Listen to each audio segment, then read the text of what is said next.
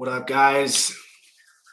For everyone watching the replay, Eric will be joining us shortly. Eric sells, we'll ask him in a second, but I think about $15,000 a month out of California, strictly cherry picking. That means he goes to libraries, thrift stores, finds CDs, DVDs, and used books, and makes a full-time living from it. So we're going to bring him on. He's got some unique insights and whatever questions you guys have, anything at all about selling on Amazon, ask away. Anyone ever done these Nicorettes? They're for people who quit smoking, but a lot of entrepreneurs are taking them because around 3 o'clock in the afternoon, we get tired. And what happens when we get tired? We need a boost. So you either drink some coffee or pop some Nicorettes. So whatever questions you guys have, ask below. Eric will be on shortly, and we'll get this rocking and rolling. For everyone just tuning in here, before Eric comes on, let me show you guys something real quick. This is really, really cool. For my go-to fam out there, everyone using go-to lister, check this out. This is really cool. So you can see what your profit is on go-to lister for the last 30 days. I've done 130,000 in sales. I paid $64,000 for that inventory that sold, $31,000 in fees, coming out to $34,000 in profit. I'll pop Eric up here real quick. What's up, brother? How you doing? Good. How's everything over in California? That's where you're from, right? Yeah, Bay Area. Nice. Yeah, one more thing. I was just showing the people this. I don't know if you've checked this out or not. Have you checked out your inventory valuation on go-to lister? No. Okay, so you click on inventory. Yeah. And it's going to show you what your sales value is of inventory at Amazon based on the current list price. This is pulling from Amazon's API, so it's only pulling active inventory. And you can also see, like, if you just did a big shipment recently, like I did, $78,000 of inventory is on the way to Amazon. Oh, So wow. I know my sales are about to really go up because a ton of inventory is about to become active based on this number. And if you scroll to the right, you can see what your inventory cost is for that. So I have 40 grand of my money tied up in inventory on the way to Amazon based on Amazon's API. And then also $10,000 at Amazon. If you scroll over one more time, it tells you the profit. So I have 20 grand in profit on the way to Amazon, 16 grand in profit at Amazon. We should sell all this in the next 6 weeks. Cool. So, yes, sir. Watching while trying to send my books. Hey, that's the way to do it. Educate yourself. Edith says she's from the Bay Area too. So what are your sales at last 30 days? Actually, let me check. Probably it's like 18K Nice. revenue. So not Nice. total profit, but yeah, around 18K. Heck yeah. What do you think profit is on that? So like 7K. Nice. Like at least 6K. So yeah. What's been your best sourcing method lately? Right now, I mean, I'm still doing thrifting and library sales, and estate sales. But I've been sleeping on estate sales for like way too long, and now I've figured them out. But the quality of estate sale sourcing is really highly dependent on your area. So I'm in a place where they happen every week, and there is a specific like set of towns that there's good quality inventory, and there's specific companies that I look for. So gotcha. Are you going on estatesales.net or I think it's .org. Estatesales.org. Well, actually, there's estatesales.net and estatesales.org, and I guess they're two separate ones. And and I believe that different regions, different companies will be more active on one over the other. I'm looking at. Yeah, so that's the one that I use. And estatesales.net, it has a blue-green theme to it. And so wherever you're at, one of them is going to be, or both possibly can be both active. and I guess Craigslist is another place where you can look, but I just use this one just because it seems like most of the companies around me seem to use this. Gotcha. And you find some companies are more reputable than others? Not necessarily reputable, but in terms of just like for the stuff I look for, I've noticed that it's just easier for me to find like books and media from some certain companies over others. I Nice. mean, really, the most important thing is like so when that search bar, you would type in like books, Okay, and gotcha. yeah, and you can search different mile radius to distance radius, and then you click on each listing, and then you just look at the pictures. This is the key. You have to look at the pictures and to get an idea of whether or not the books are going to be good for you or not. This one doesn't look like there's any pictures in that particular. And yeah, so there was a estate sale about like 2 hours or more like an hour and 30 minutes north of me. And there was no pictures, but just because I know the area, I know the history of the area. I'll just tell you, it's Sacramento. Okay. In Yeah. Sacramento, um, Sacramento is kind of like a gold mine for DVDs in particular, because there was a big what you could call it, um, local chain of record stores that closed down called Dimples, and they closed down like I don't know 4 years ago or something, like 4 or 5 years ago, and so that and they were around for like 20 years. They were like the Tower Records locally, and so that all of that inventory is kind of just in the secondhand market over there, and it's just like good inventory. So that's why the estate sales there. I just knew it was going to be good because I was like, okay, it's an estate sale, Sacramento, a lot of like used media floating around from Dimples. So it's probably good, and I was right. And even though there's no pictures in that estate sale listing, it turned out to be a good sale, and I was able to get like 60 units in like 10 minutes. So Yeah, it's wild.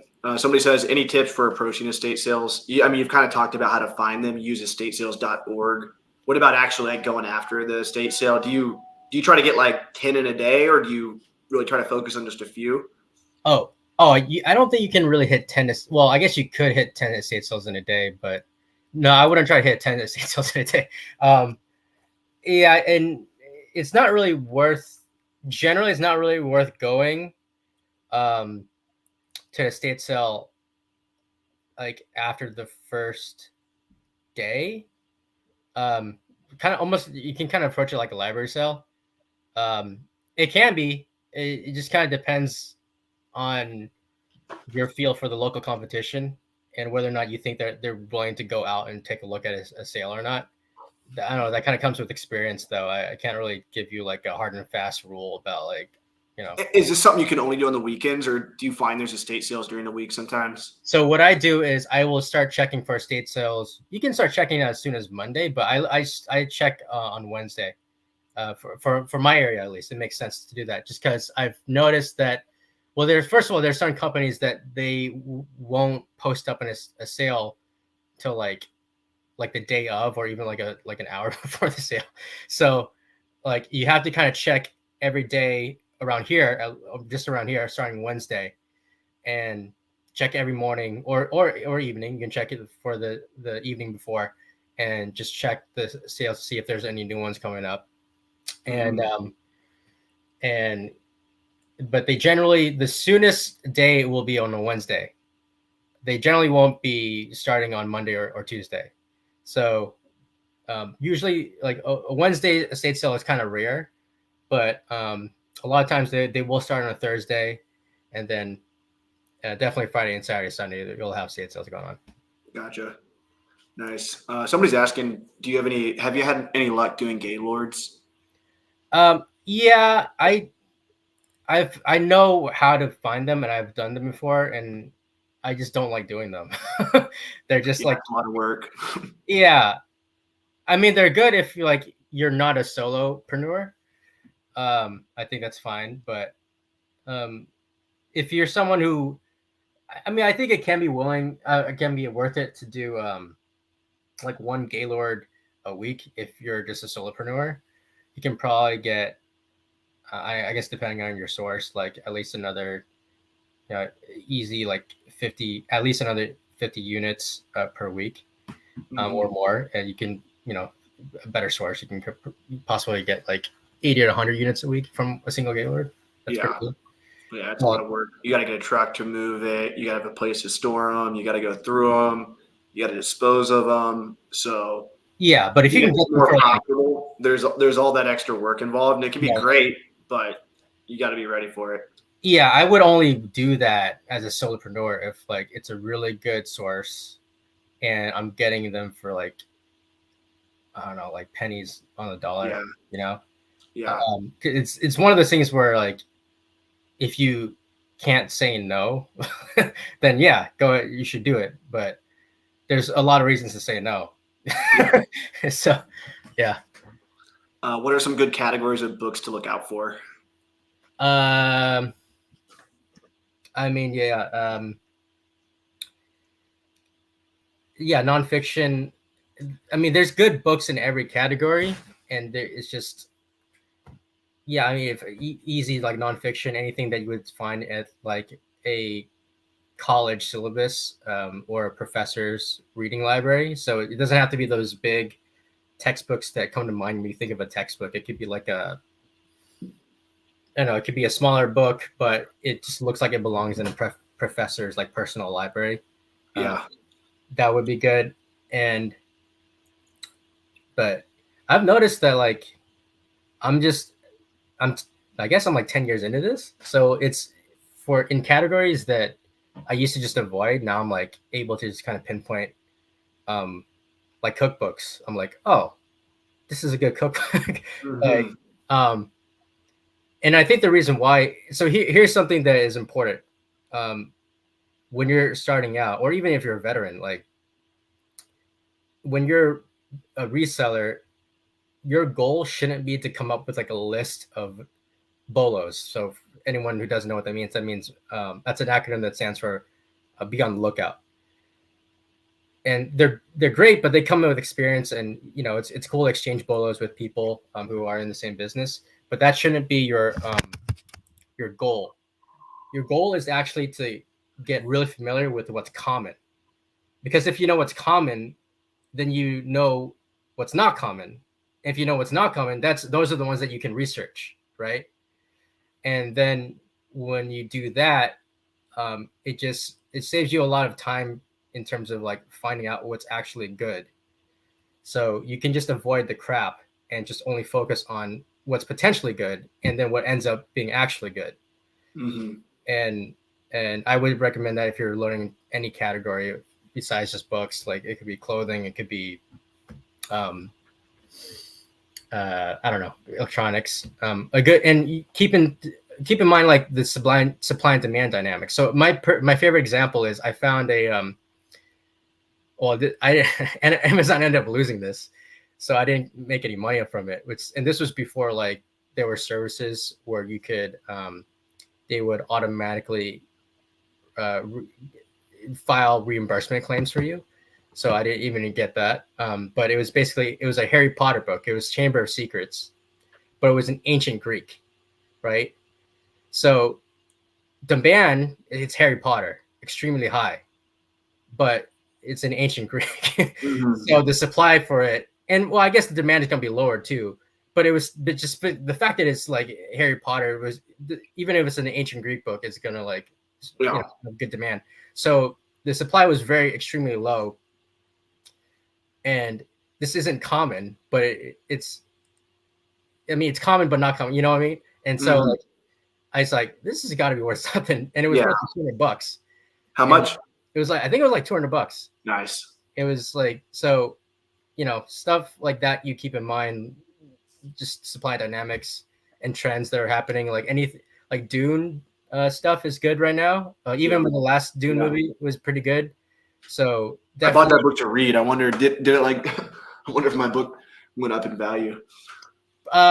there It's a thick one, maybe it depends on which one. There I found paperback. the Sisterhood of Dune one. Sisterhood of Dune, Okay. one of his son's books that apparently everyone like doesn't like his son's books, but that one sold for like $60, and usually I'm pretty sure it wasn't going for that much before. And the DVDs, the miniseries in particular, are really good right now. So yeah. Let's see. The more I'm selling, the more it costs me. I'm trying to clear out crappy inventory, so I have a big sale. You're probably just. I mean, if you're buying used books, it's like $1, $2, $5 per book. Like you shouldn't be cash flow negative too long selling used books. Like maybe Yeah. 6 weeks. You know. And assuming that you're new, that's kind of part of the growing pains. Yeah. Like you're buying a bunch of, you're just trying to get a feel for what's good and what's not, and then Yeah. after a while, you like realistically, it shouldn't take you more than like 3 months to know what you should be sending in versus not. Yeah. I mean, if you're really, I guess, really on top of it, but I mean, my recommendation is like just every month, just have a different, I guess, sourcing criteria, and be conservative when you're first starting out. Like I'm only taking like $5 profit or whatever profit, right? And with this sales rank and e-score metric, and then just see how many of those within your criteria you can source per month, and then get an idea of what you're actually making on those items per month, and then you can sort of adjust from there. So it's like, okay, I can find, I don't know, like let's say I'm sending in just 500 based on my schedule, whatever, 500 a month, making $5 per profit. Okay, like that means that I should, if I maybe source out, go sourcing another like day or two, I can realistically send in another 50 a week and make another 700 units sales a month, and at $5 profit, whatever that means to you. And your schedule and blah blah blah. So for me, I've gotten to the point where I can realistically assume that I'll make at least like anywhere between $6 to $7 profit per unit, and I can send in like 1,000 to 1,200 units a month and get those sales. Do you? So if you're doing, are you selling about 1,000 units a month? Sending in 1,000 a month? Is that kind of like Yeah. I'm working on getting up to 1,200.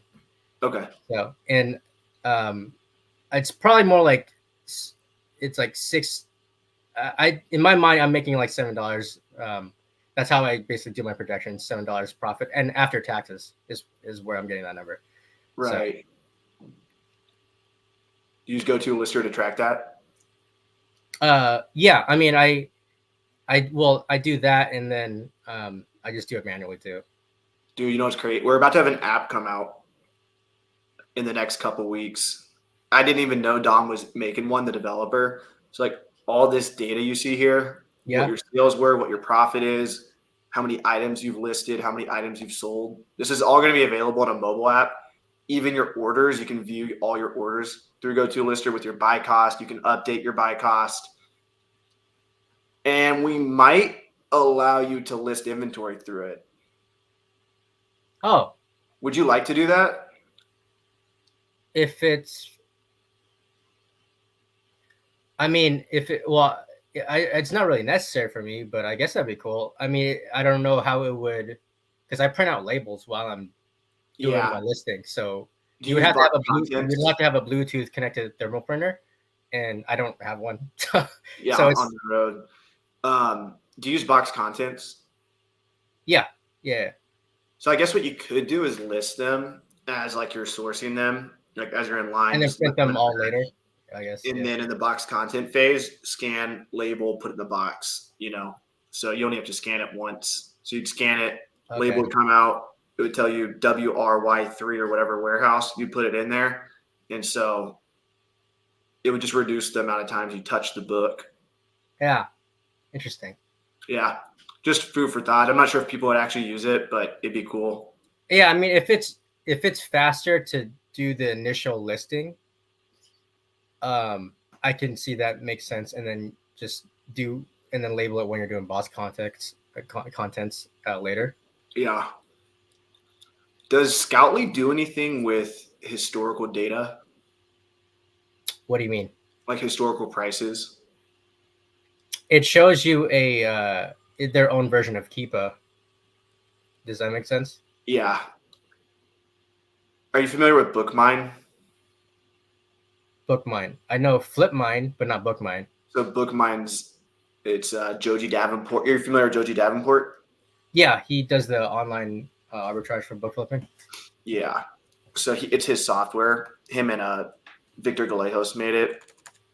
But I think it pulls from Keepa's API, and on Keepa Product Finder, you can. I was actually doing OA earlier today. Oh, here it is. My search results. Here, I'll pull them up real quick.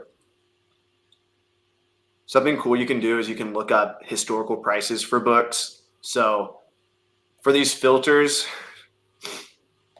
and this is for like online arbitrage sourcing, but I think this data would be valuable when you're outsourcing too. So like I set the criteria. I want the lowest used price, which is probably a merchant offer, to be between $5 and $15.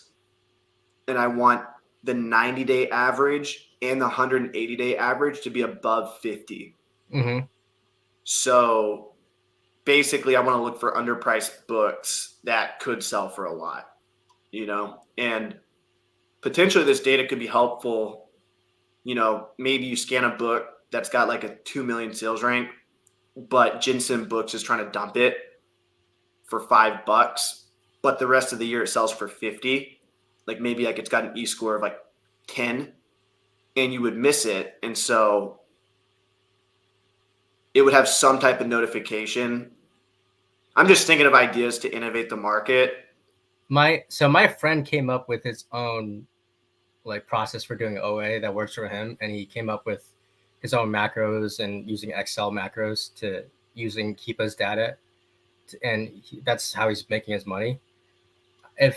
I don't know if he would be up for it, but I mean, I could connect you, and then maybe you and Joji could like work something out together, and it'd have to be worth it for him somehow. I don't know exactly how, but that could be something we could talk about later on. Yeah.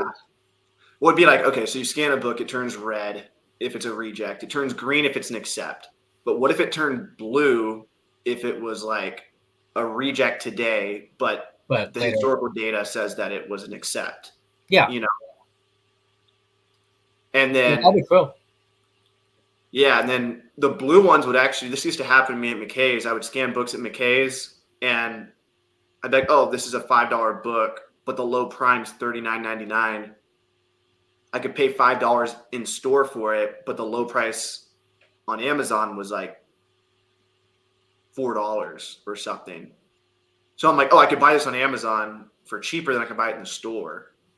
And then I can sell it for $39.99 if the buy box is at that price, Yeah. So just food for thought. I mean, that happens all the time.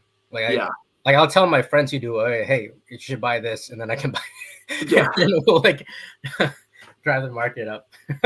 Yeah, exactly. And that's something else you're doing is like, I would almost rather buy from the Amazon seller to bring up the price than buy it from, the bookstore. Shout out to Dimple Records. Rest in peace. You know what that's about? Oh, that was the record store in Sacramento I was telling you Okay, about. gotcha. Yeah.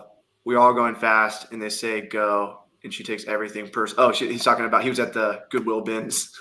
I'm at the bins earlier today, and somebody got mad at me because I grabbed all the books in one bin and threw them in my she threw a book in his direction. I went to the bins today too, but they didn't roll out the book bin. It pissed me off. So I had to scan the books in the actual store. But I haven't really been doing much with the bins like in the immediate ones near me, because they don't really. There used to be one like every Thursday. If you showed up at like 5 a.m., they would just pull out a bunch of book bins just for the book guys. But they're not doing that anymore, which sucks because we're like a super reliable source of inventory. Mm-hmm. So. Do you do much with non-barcode books, or is it kind of like a feel thing for you? Like if you think it's going to be good, you look it up? Yeah. How do you look those up? I'm not going to scan every single non-barcode book. That's insane to me. Yeah. Or even with one. I mean, it's less insane with barcodes, but it's definitely to me insane if it's no no barcodes. It just takes too much time. Yeah. So yeah, I mean, it's one of those things where you just have to be able to look at the title and look at the cover. You are judging a book by its cover, and to see if you think it's going to be worth it. Yeah, it's it's a it's like one of those things where it's harder for me to like give you a list of like things to look for, because it's like I know it when I see it.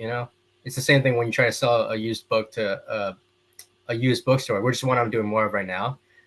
And you ask them like, what, I don't know, what kind of books do you look for, and they can't really just tell you, because they can't just give you a list of things like that would be good to bring in. It's like, because there's so much, like they just know it when they see it. Joanne says you are great. Damn straight.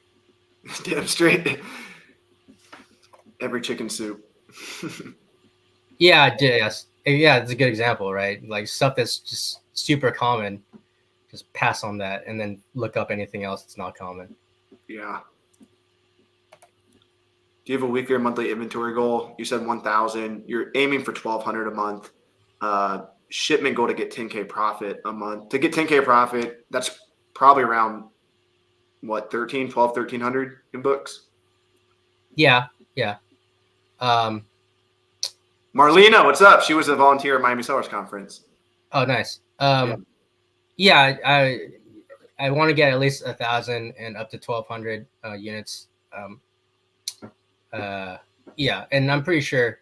Okay, so here's another thing: is you got to like get an idea of, I guess, your hourly sourcing rate, accept rate. So for me, it's like 10 units an hour, I average for my criteria, and then you just schedule like your week around that. So for me, I have to source every day. I mean, I don't have to, but it just makes it a lot easier if I go out every day, because then like the first 1 or 2 weeks I'm like ahead of schedule, and instead of feeling like I'm behind and then have to catch up, like it's just annoying to have to deal with, to feel like you have to like really hustle to catch up on your quota. Mm-hmm. So and I have to, and the other reason I do every day is because it used to be that I could just go on the weekends. Back when it was just easier when I was starting out, because like it was just a lot easier.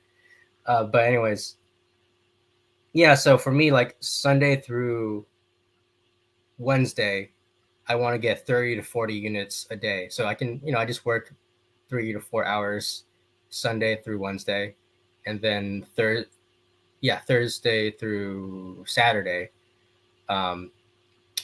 where most of the library sales and estate sales are happening.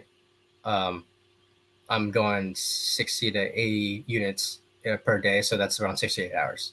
Mm-hmm. And then so that, if I do that, it's pretty easy for me to hit that sort of unit quota per month. And then are you listing like one time a week? Well, okay, so now I've changed. So I actually, what I do is at the end of the day, I will list everything that I got. And it's really easy. It sounds inconvenient, but it's really not, especially with GoToLister, since you can, it's not the price for you while you're scanning.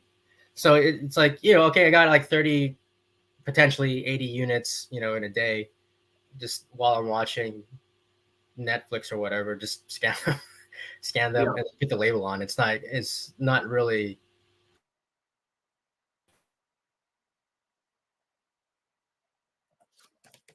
You still there?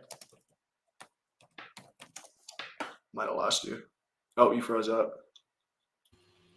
Am I good? Yeah, you're good now. I think when I leave the screen, you freeze. I'll show you guys real quick what he was talking about. So here's an example of a book that we use smart pricing on. So if you select smart pricing and GoToLister, like, when you're outsourcing with Scoutly or Scout IQ and it says you're going to make $40 profit, and you go home and all of a sudden it says $20 profit. A lot of times that's because the listing software you're using. Oh, he's back in here. Let me pop him back up. There he is. What's up? You back? Are you still frozen? A lot of times the listing software would just match the buy box, where smart pricing doesn't always match the buy box. You can see we went $8 above buy box here. So buy box is 41. We selected our smart pricing on GoToLister, selected FBA slot 3. So if this sells at slot 3, we made an extra $7 profit. And this is a pretty fast moving book, 146,000 sales rank. You can see here, smart pricing selected FBA slot 4. So we're going to make an extra $14 if this book sells at 54 after these bottom 3 offers sell out. Or we might buy box at the higher price. That's completely possible too. We don't have to wait for them to sell out. And then here's one we made $3 extra profit. So that is smart pricing. Well, let me remove that. Yeah, so I will list every day using a GoToLister, and it saves a lot of time since I don't have to manually price initially. So all I have to do is just scan the barcode, and then I print the label out and just slap the label out. Are you shipping every day too then, or are you shipping once a week? No, I'm shipping once a week, but I'm listing every day, because that means that when I do list, when I do ship, everything's already listed. Yeah. So that saves me a lot of time. And what I will do at the end of the week is I will hover over the prices like you showed to make sure that they're where I want them to be. And so I'll do that first. And then what I'll do? I'll check books run on the textbooks as well. Usually, I mean, you want to do that while you're sourcing. Mm-hmm. To make sure that they're not counterfeit, but sometimes I forget to do that, so I just do a second pass on books run counterfeit checker. Here's an example of a restricted textbook. I can make $14 sending this to books run. So nice. Which is like more than I'd make if I sent it to restricted inventory. So sometimes it's better to send a books run, and sometimes it's better to send a restricted inventory. Just depends. Yeah. That's something we might do. We've gotten a few requests. Like we could integrate with Books Run, where we show you the buyback price as you're listing, and then we can also show you the restricted inventory price, and that way you can kind of choose whichever one's more. Yeah, I mean, I think that's also the future is just selling on to multiple. Yeah. I mean, there's plenty of sellers that are doing that now. Yeah. But in terms of just the FBA community I just don't think that we're going to be having to rely on Amazon as solely on Amazon. You're going to have to be selling to other people, other places more, which is fun. And I'm working on doing that. But anyways, so so I ship at once a week, but I list everything every day, and that workflow is nice for me because I'm technically not saving time, but it kind of feels like I'm not spending as much time on shipping stuff out. It's just like I've spread that time over multiple days, but it's fine. And but it's also it's better because of split shipments, because what that means is that I can check. I can send batch and check where throughout the week, like to see how the splits are performing. Yeah.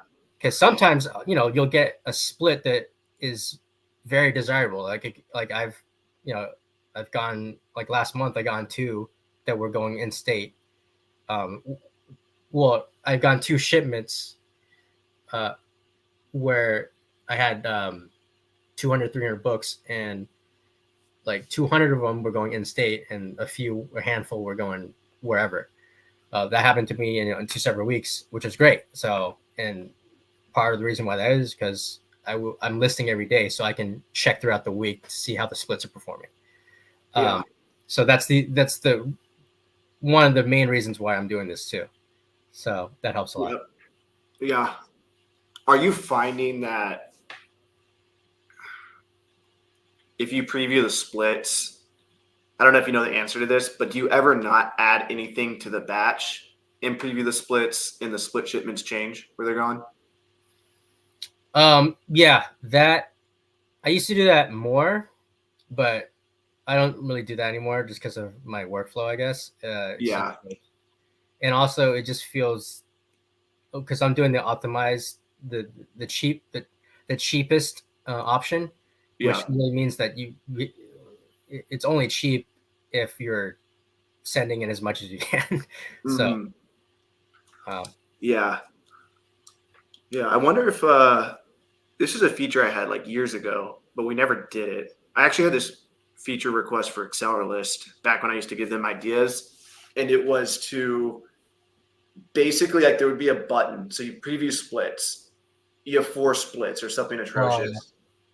Then what you could do is click on accept splits when it's only one split and try for 24 hours or 48. So then go to a list and Oh, try.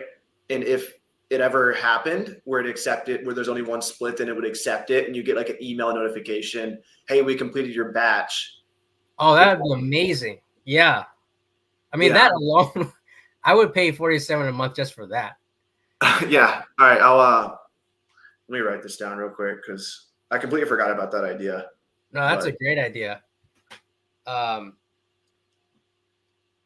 yeah, yeah, that'd be great.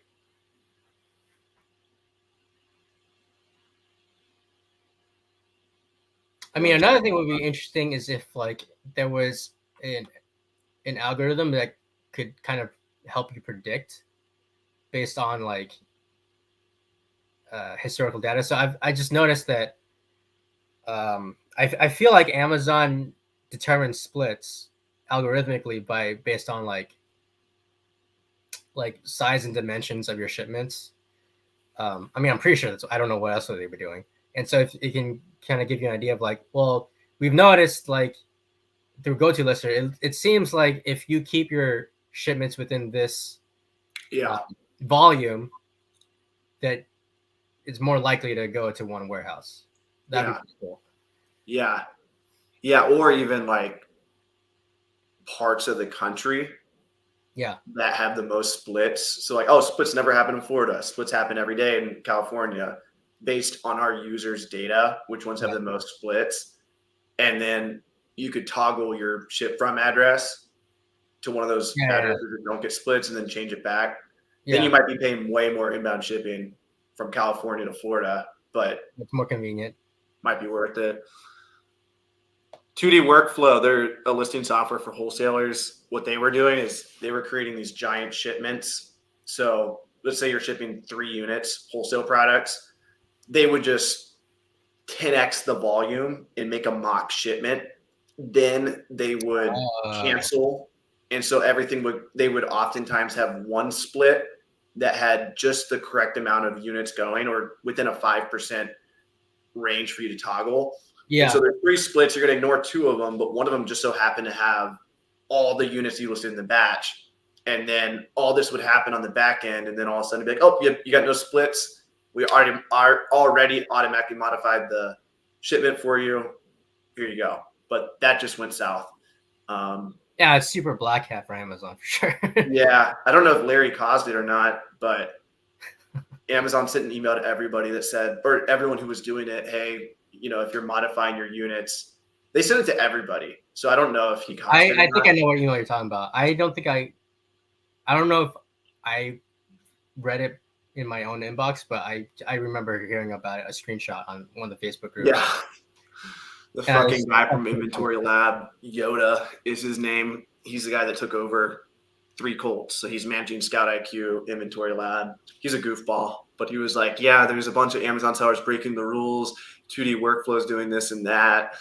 And it's like, dude, shut up. Like, yeah. Larry's trying to solve a problem for the community, and you're just jealous. Yeah. GoToLister is not available in Europe. I have like 15 books that are gated. How can I get approved? Most of the time, just go request approval. You might get auto ungated. You might have to watch a video and get ungated.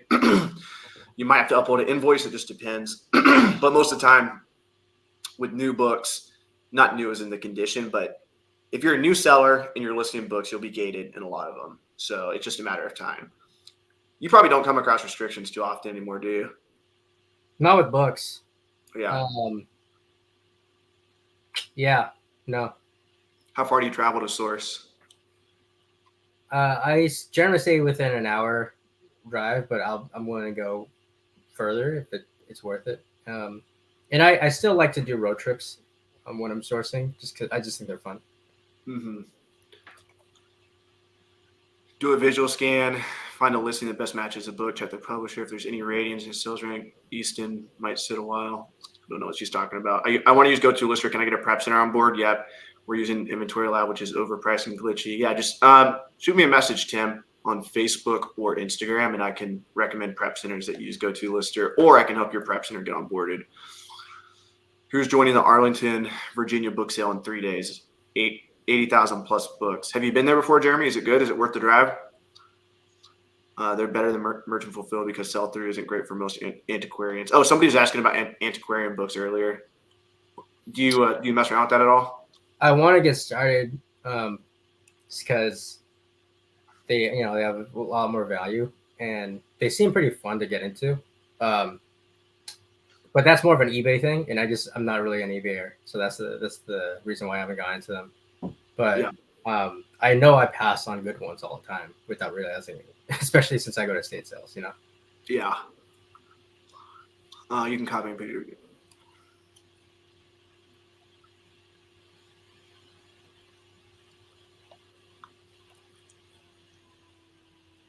I'd like to know if somebody has multiple of the same new DVD.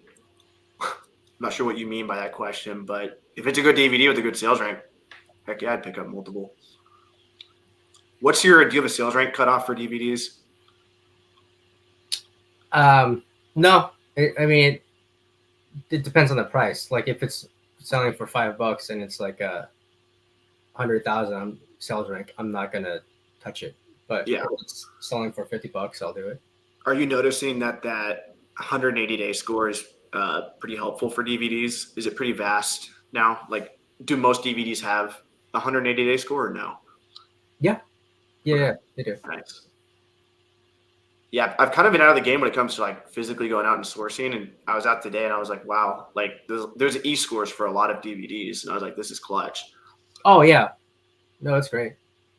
But the DVDs are going to be interesting, I think, because I think very, very soon, Ingram Entertainment is just not going to print them out anymore. So this DVD supply is just going to just drastically be less. Yeah, and didn't Best Buy stop too? Yeah, so they stopped selling DVDs, and that was a good sign, but it wasn't like I wasn't necessarily chomping at the bit because their DVDs weren't that interesting to me to begin with, because they were like I forgot why it wasn't that interesting to me. It would have been more interesting if it was like Walmart or Target that stopped. I think Target is actually going to start getting on the game. Walmart, not so much because there's a lot of them in rural areas where DVDs are still a good business. But the fact that Ingram Entertainment, the actual publisher, like the biggest publisher, as far as I can tell, of DVDs and CDs, is just they're not going to print them out anymore. That's a really good sign. And it just feels like DVDs are having like a moment where they're being looked upon as more collector's items, a little bit more in the mainstream consciousness in the same way that vinyls are. So I think it's going to be interesting to see what happens with that. Yeah, for sure. Well, I appreciate your time, Eric. Thanks for coming on. The people love you. Yeah, no problem. Happy Fam says you are a legend. Yeah. Yeah, Eric's out in the dirt. I asked him to come on last Friday. He was like, nope, I'm going to a library sale. I can't. Yeah. Yeah, I didn't end up going, but I ended up having to move stuff between storage units because I ended up getting like 2 bulk pickups. Mm-hmm. And I just have to go through all that stuff. and one of them was not a great one, and the other one seems like it's gonna be pretty good. So yeah. Someone's asking, Brown Frown's asking about the DVD. He says he has new DVDs. He wants to know if multiple of the same DVD is shown on it. You can list multiple of the same DVD on GoToLister. I'm not sure exactly what your question is, but you can list multiple units. All right, brother. Well, I'm going to get out of here. Thanks so much for coming on, and we'll talk soon. Yeah, no problem.